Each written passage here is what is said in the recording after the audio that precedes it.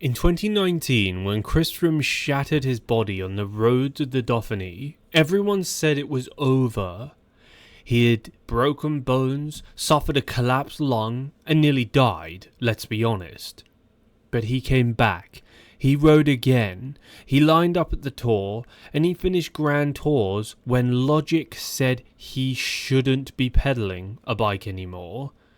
What happened in late August 2025 though, in the month just gone, on a quiet road near Toulon, has a different shadow about it. This time it wasn't just bones and lungs, this time it was the heart itself.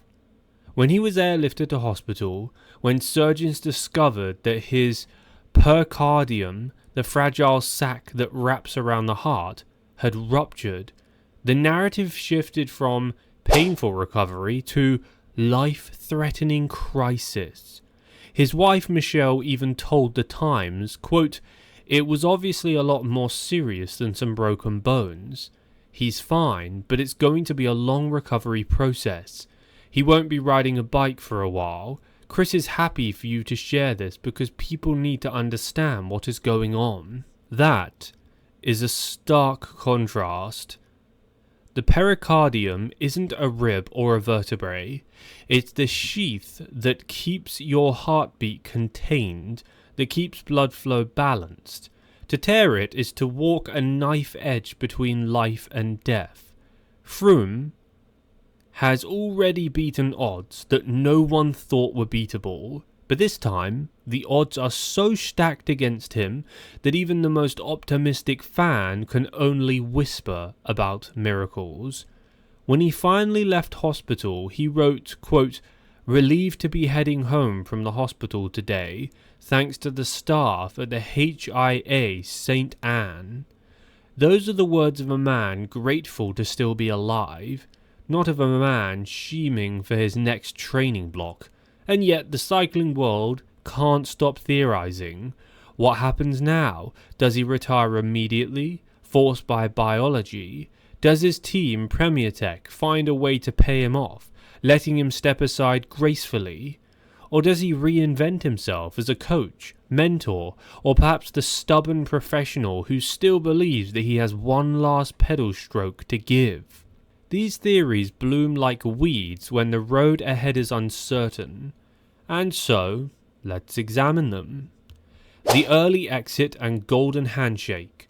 The most logical theory, the one whispered in every backroom conversation between sports directors, journalists and fans with calculator minds, is simple.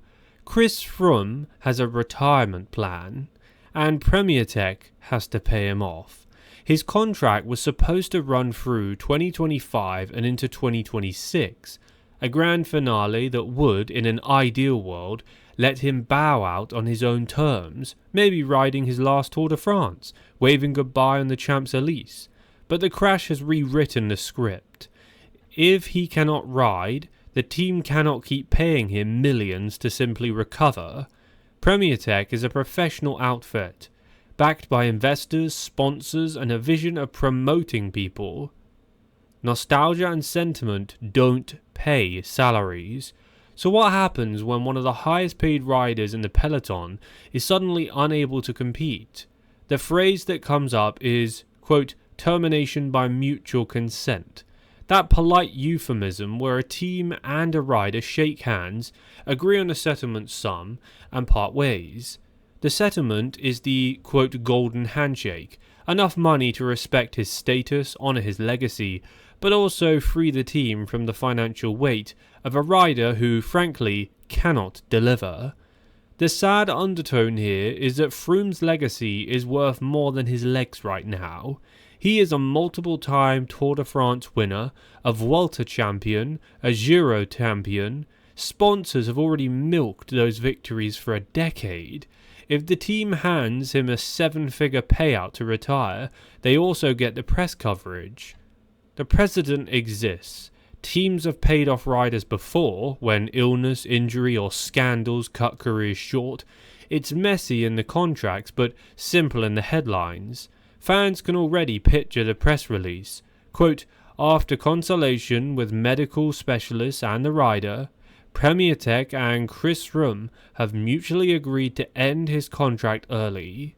We thank Froome for his immense contributions to cycling and wish him health and happiness in his next chapter. It's sad, but logical. And, in the cold logic of World Tour economics, this is theory number 1. The mentor and the teacher. Perhaps logic isn't enough in this situation. Perhaps Chris Froome himself is not ready to be written off just yet. Retirement doesn't have to mean silence, remember. The second theory that floats around is one of reinvention. Froome, the teacher.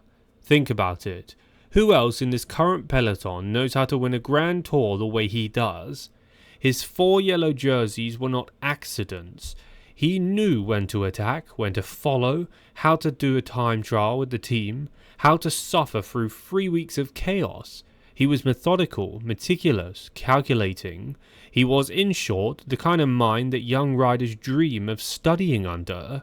Premier Tech might realise this too. Instead of paying him off to go away, they might actually transition him into a coaching or mentorship role. Give him the title of, quote, performance director, Grand Tour advisor, or something with gravitas. Let him ride in the team car, whisper advice into the radios, teach 23-year-olds how to survive the mountains. This is not unprecedented either. Former champions often migrate to the back seat. Think of Sean Yates, Nicholas Portal, or Alan Piper. Men who didn't just stop riding but became architects of strategy. Froome could easily become one of them. Imagine him at the Tour, not on the bike, but in the car, radioing, quote, hold back into the final kilometres, trust the pacing, conserve energy for the time trial. That's Froome wisdom distilled. Fans might even accept this better than a silent retirement. Seeing him still in the convoy, still in the colours of the team, still shaping the outcome of races, it would soften the blow to all of this. It would make the narrative feel less like an ending and more like a transformation. And perhaps in a deeper way, it would help him too. For a man who has defined himself entirely by competition, teaching might be the only balm. He can't win anymore, but maybe he can help others win. Theory 2, then Chris Froome the mentor, the teacher of champions. The 1% dream. Now we arrive at the dangerous, tantalizing theory, the one that is, medically speaking, almost impossible, and yet, in the minds of some fans, it's still possible. So this is theory 3, he tries to come back. Every time a rider crashes, the question lingers, could they return? In 2019, when Froome broke his femur, hip, ribs and more, everyone said never again, and yet he rode again. He was never the same rider, but he was there, stubbornly finishing Grand Tours, refusing to vanish, so why not again? Well, here's why not in my opinion.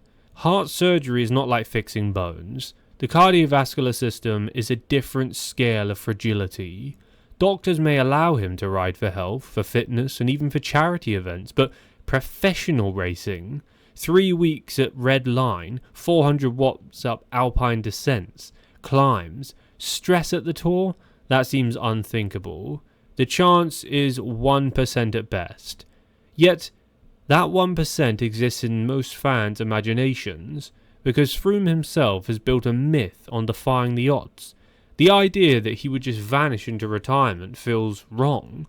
So the theory goes like this. He spends 2026 rehabbing, testing his body quietly. Maybe he rides small events. Maybe he lines up at the Tour of Rwanda, or a late season 1.1 race, just to see if he can pedal with the peloton. He doesn't win, he doesn't even place, but he rides. Fans would travel to watch him, crying at the sight of him rolling across a finish line in 123rd place. Teams would clap him on at the back. The peloton would give him the kind of respect reserved for warriors who reserve and refuse to quit. Thank you for watching today's video. If you're new, please leave a like for good luck and subscribe if this is your first time here. Comment down below your predictions on what you think will happen. In my honest opinion, I think that he's going to retire and most likely go into some kind of coaching role.